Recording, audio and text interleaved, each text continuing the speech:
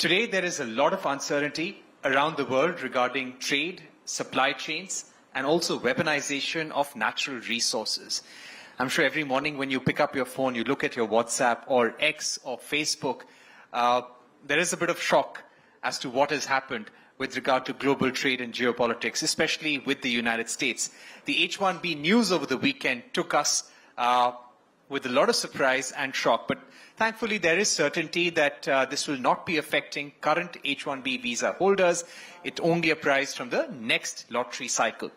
Having said that, India definitely is a bright spot in all of this uncertainty. Lots of things going for India, but what more do we need after GST 2.0? So let's begin this panel today, and I'm going to put this first question to Ambassador Hoskulson.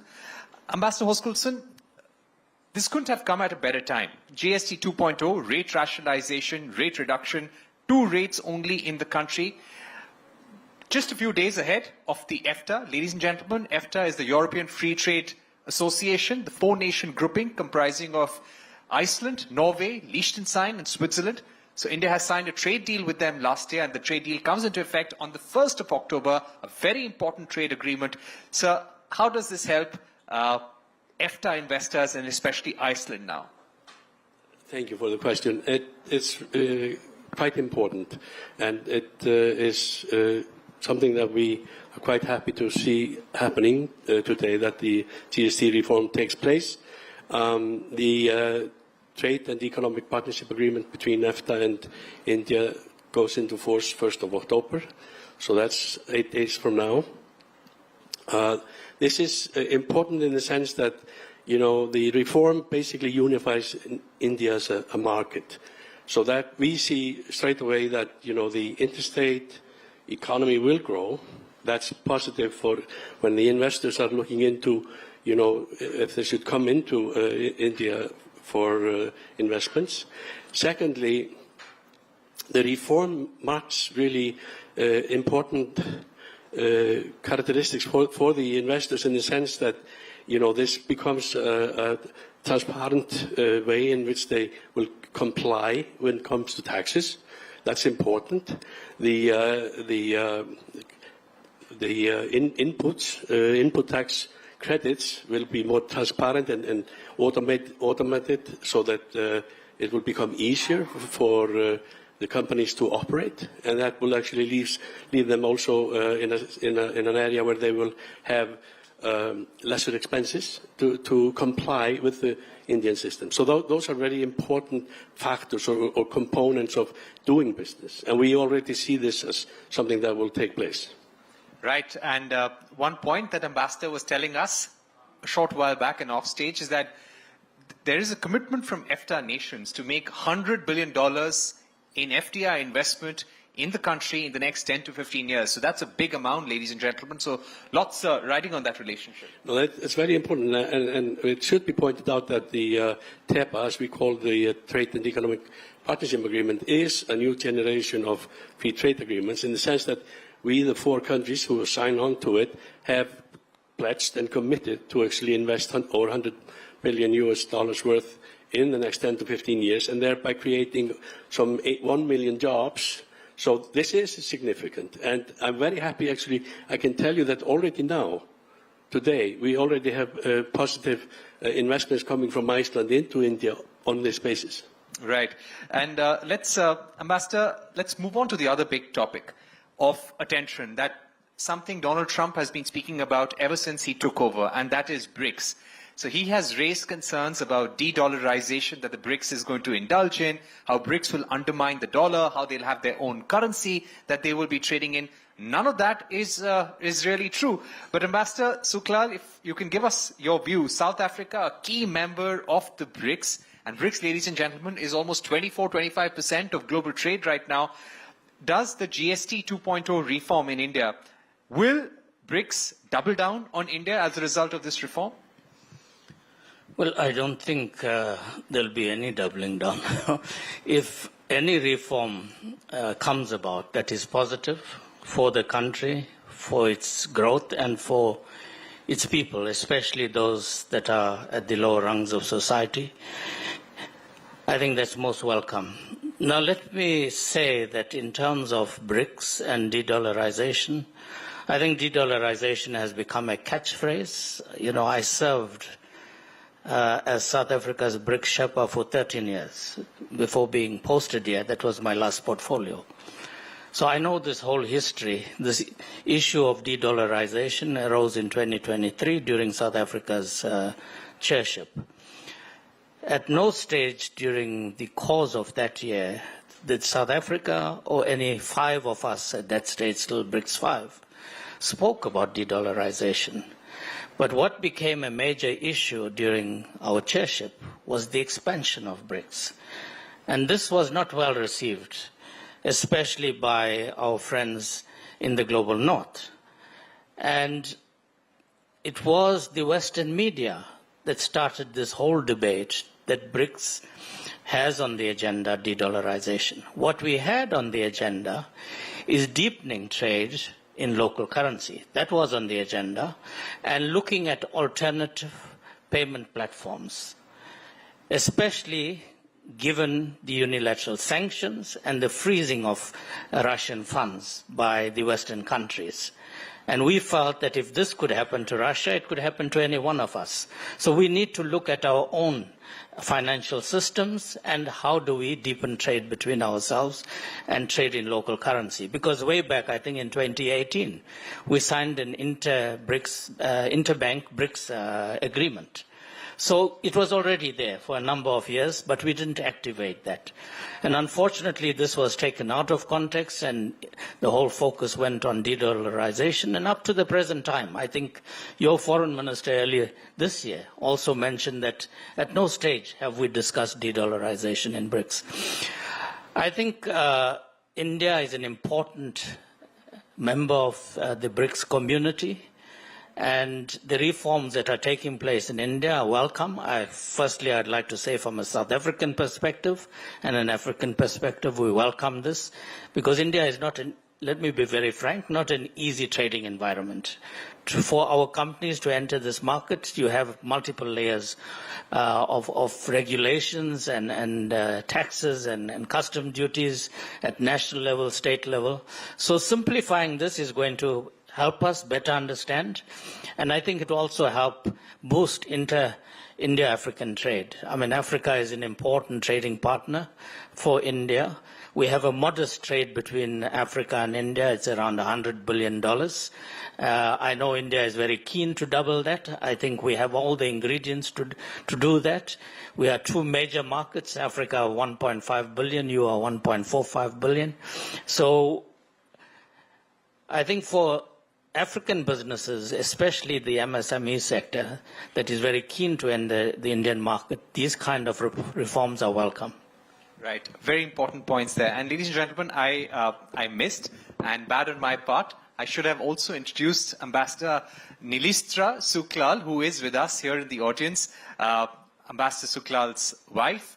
And she's someone who's been a distinguished ambassador to Nepal, India, and Bangladesh, and both them together contributing to India-South Africa relations in a very big way. And they have very strong Indian origins. Ambassador Suklal hails from a village near Varanasi, and you've got Ambassador Nilistra, who has been from both Ayodhya and Varanasi, if I'm not wrong. So, ladies and gentlemen, big round of applause to both of them as well. Now, just coming back, Ambassador Civil, I'd like to ask you about the United States. And that's a question I'm sure rattling a lot of us in the audience. I guess the only thing that is certain about the India-US relationship right now is that nothing is certain. Is it time for India to strengthen other relationships with BRICS, with South Africa, with the African continent, with the European Union for that matter? I think our longer-term interest lies in that, and the effort should be made in that direction. But this can't happen overnight. Our biggest trading partner is United States of America, if we take both goods and services. It's the biggest market in the world, huge consumption market, the biggest source of technology and investment. So if you look around, what are the choices we have? With China, we have a $100 billion deficit, and I don't think they're going to make it easy for us. With Russia now we have a $60 billion deficit. Our exports are about $5 billion. Even if they increase by 100%, it will be $10 billion. It's nothing. In terms of technology and investments, I don't think we have those easy choices.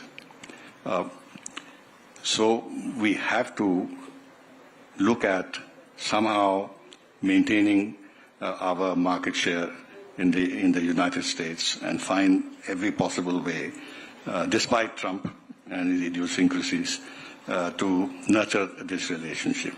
However, for the next 3.5 years, I think we're going to have a tough time. One option we have, and which is actually a very productive option, is to strengthen our ties with the European Union. The European Union itself is under huge pressure from the United States, the manner in which they have been humiliated in this framework agreement. They are looking for partners also. And they have all the attributes that the United States market has. They have a lot of technology, they have a lot of investment potential, high consumption market.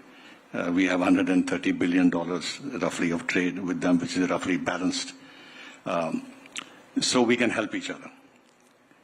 So I think this is the time to actually accelerate, if it's possible, the finalization of the FTA.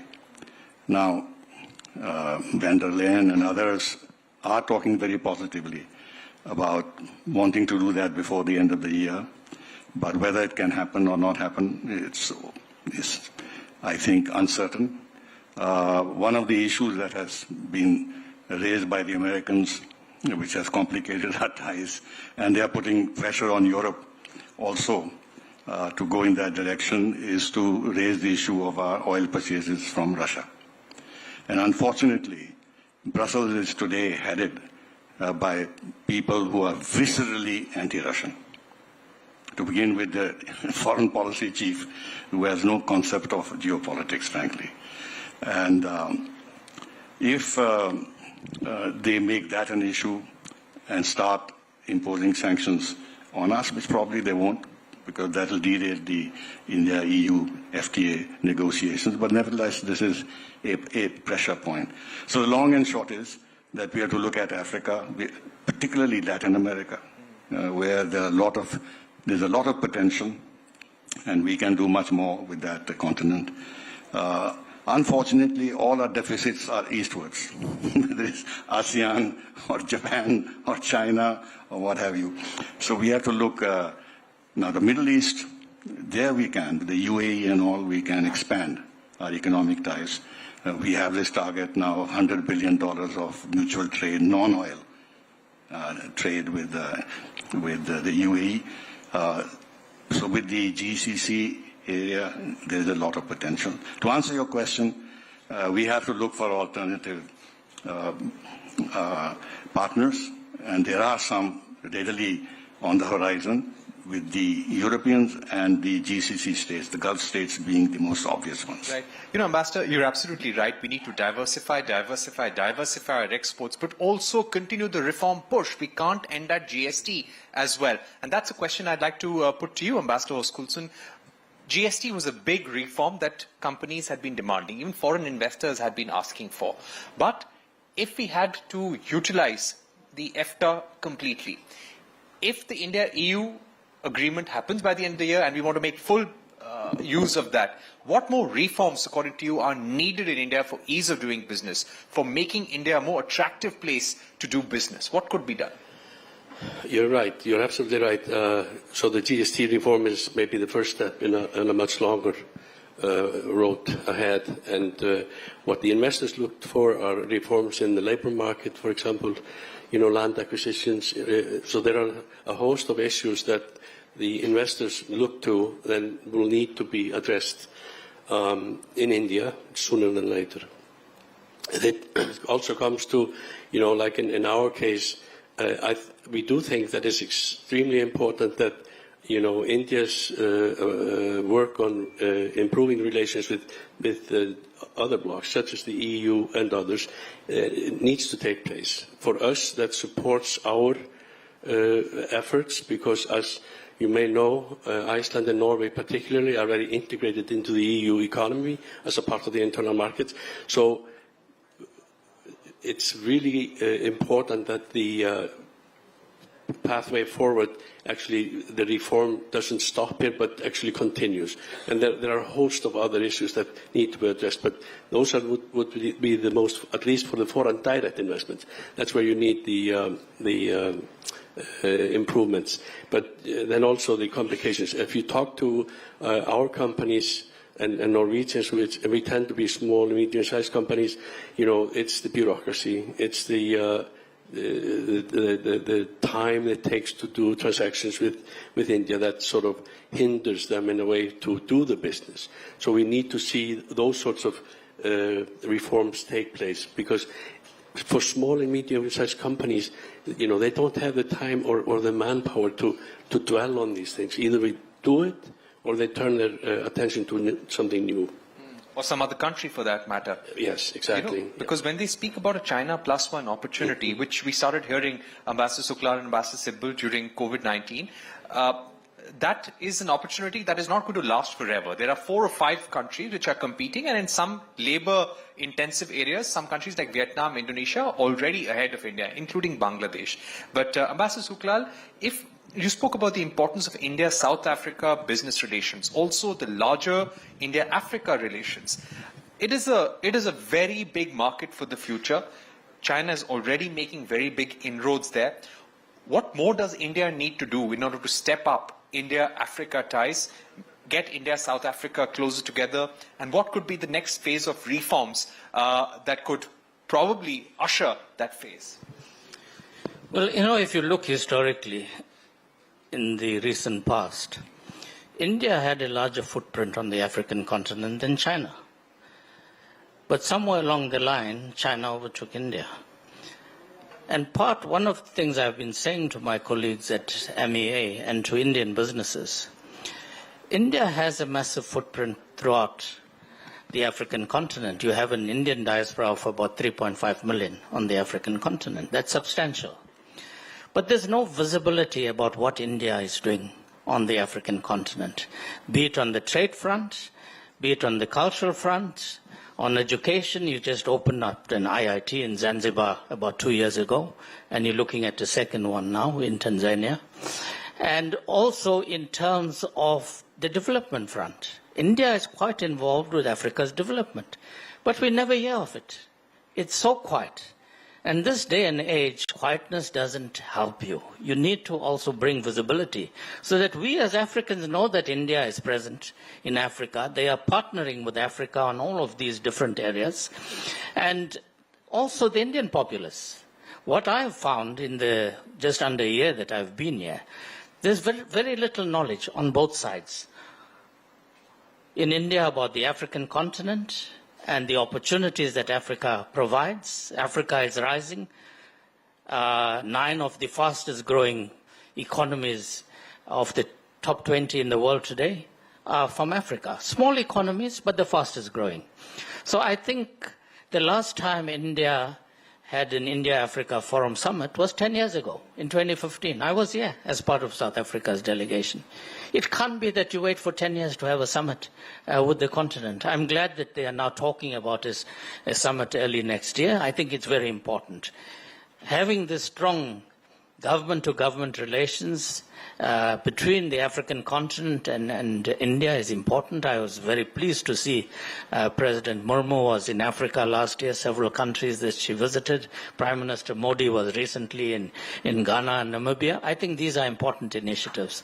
But in terms of the private sector, you have a large number. There's about 150 Indian companies, as I said, in South Africa.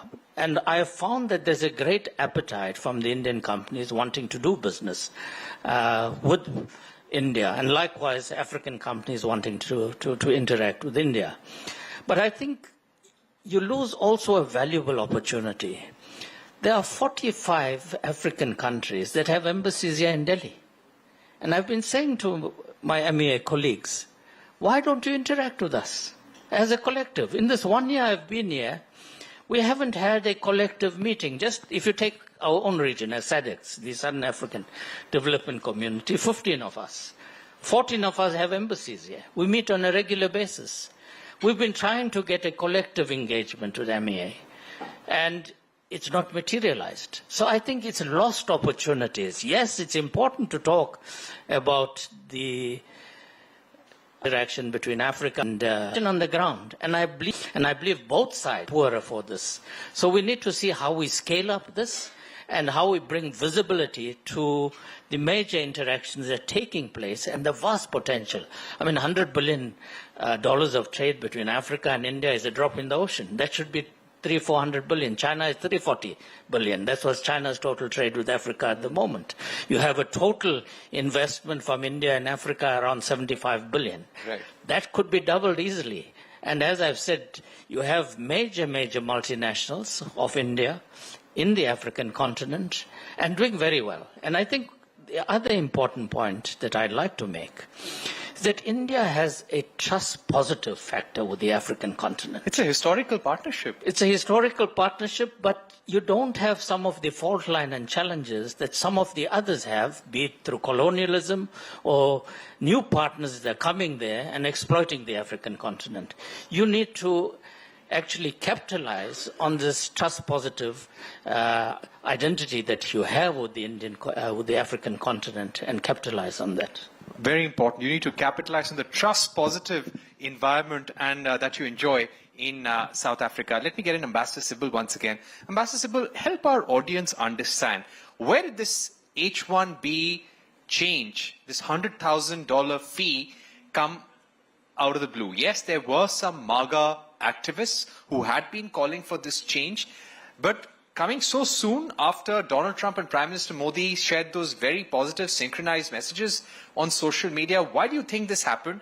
And how should we see this India-US relationship, especially when it comes to mobility of professionals? Would you advise Indian professionals, Indian companies to start looking elsewhere? Well, firstly, you shouldn't take President Trump at his word, because he can contradict himself anytime.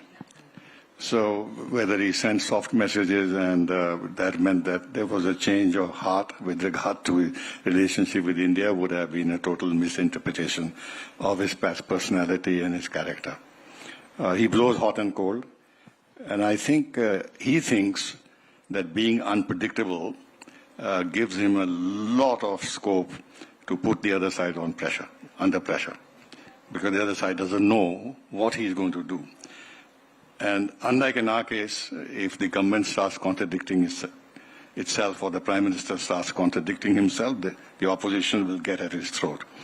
But in the United States, Trump can contradict himself, and there is no backlash. He's become very, very powerful within his country, unfortunately.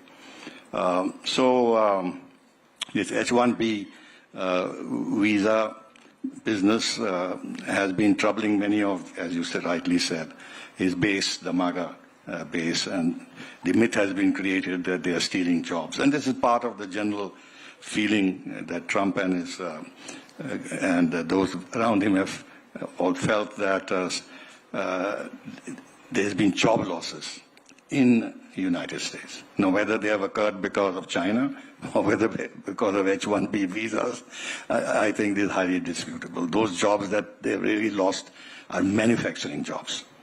In the IT sector, in fact, whatever we've done is a plus for the U.S. high-tech companies, and they need our skilled people. So this was an absolutely wrong step they took, and they realized immediately that they took a wrong step, and they have backtracked. Because this is not only the high-tech sector, it's also the health sector. And that would be a huge problem if that sector started collapsing. So they have stepped back, rightly so, but that's not the end of the story, because he's been hitting us in various ways. 50% tariffs, we are the most tariffed country in the world. Frankly, he's been telling us that we are the tariff king. Now, the United States has become the tariff king, if you really look at the tariffs they've imposed on every country. The other interesting thing is that they've always criticized us when we raised our tariffs a couple of years ago. That why are you doing this? You are discouraging American companies from coming in. And what was our rationale for doing so? That we will force them to invest in our country. Precisely what Trump is trying to do by raising tariffs. So, there's no consistency in the American position. He has now imposed sanctions on the Chabahar project, which actually is in no way hurts American interests in any way, in any sense. But he may have given a win to China. In fact, indirectly. He's building up China's strategic interest in our region by not targeting Gwadar. Yeah. And it is through Gwadar that China is increasing its links with the Gulf countries, where the United States has strategic interests. He's weakening us on that score also. Right. There's so many other things that we have done, but we have to ride it out. We have to ride it out. We have to ride it out. The Somehow, relationship is very important. Yeah. And we cannot act as erratically. Or knee-jerk. And I think that's the sense, Ambassador, a lot of people in the foreign ministry also say that we are not going to retaliate. We'll do everything that's possible to keep this relationship intact. But Ambassador Hoskulson, coming to you right now, in this period of immense global uncertainty and US-imposed trade uncertainty, how do you see India vis-a-vis a China, vis-a-vis a Vietnam, Indonesia? Does the US crisis make India look more positive, make Iceland or the European Union look more positively at India? I think I would go back to the reforms and what's needed. That will make India more sort of positive. So everybody is now dealing with the fact that there is a risk premium to the U.S. economic policies. Okay, that means that everybody's scrambling. He threw up the global trade network, so everybody's now looking for new partners. India is for sure, absolutely, an important partner for all of the others. What we're looking for is a stable, reliable partners whom you can trust. And right now, India is one of those and will be. So as far as we see it, India is a reliable partner. We have already signed it, and I think that's we are the first one, so that we're happy with that. But India is, but you cannot stop in a sense. You need to make the reforms that this is the beginning.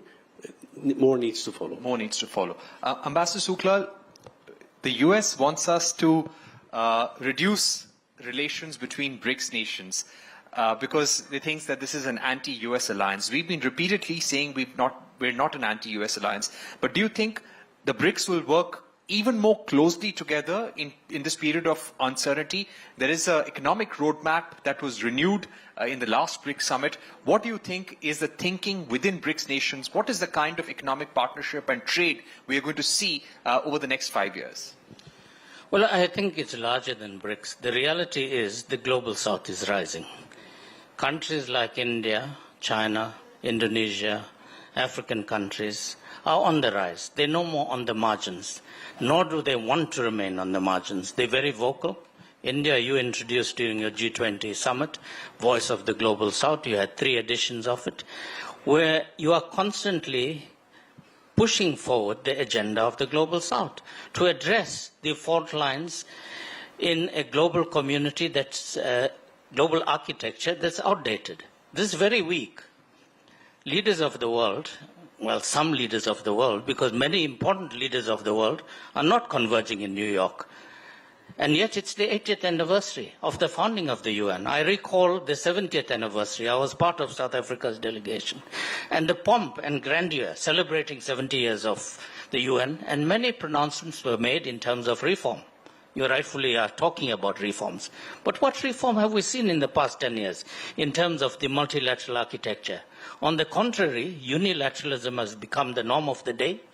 And unfortunately today, we are no longer trying to reform the United Nations system. We are rendering it paralyzed, because that's what's happened to the UN system, unfortunately. So we have to constantly, as global South countries, safeguard the multilateral system. It has to be reformed and be fit for purpose for the global reality of today and not 1945. And I think the last point is, all of these measures that are being taken by the Trump administration, be it against India, we also as South Africa have been hit with 30% tariff that's impacting on us quite severely. It's part of the US policy, not just under Trump, of containment. As soon as you see the global south, countries of the global south rising, they tried it with Japan. When Japan started growing double digits in the 1960s, they made sure they stopped that. Japan went into stagnation. They've tried it with China, they still continue with China. Now they can see a rising India, and all predictions are in the next 10, 20 years where India will be. And that is not a comfort position for a country that wants to occupy that space solely by itself. But the world is changing and the global south is rising, and BRICS is an important platform that will provide this.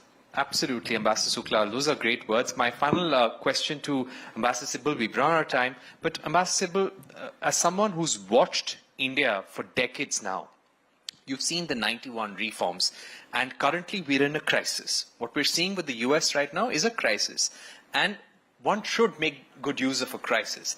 So if you had to make one or two recommendations to the Indian government to do something right now which will make India a very attractive destination and will usher in the next phase of growth, what would that be? Well, I think there are better minds than me who've been addressing this issue, and it's become more pressing after the difficulties we're having with the United States. Clearly, we have to go in for the second set of reforms, deeper reforms. Everybody is agreed on that. What the nature of those reforms should be can always be discussed. Less regulation, or at least more efficient regulatory practices. Helping build our MSME sector, which is going to be the backbone of our economic growth going into the future. Making, investments in India easier, ease of business.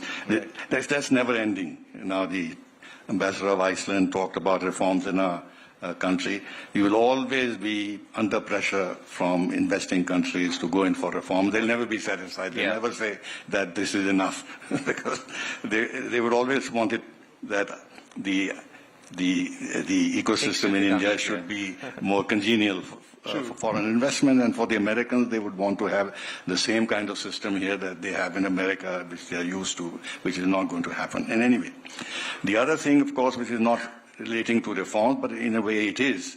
It is this Atmanirbharta. It's extremely important, important, because more self-reliant you are, more attractive you will become as a partner, because you will deal with the world more equally. So at the moment, there are a lot of pressure points on us.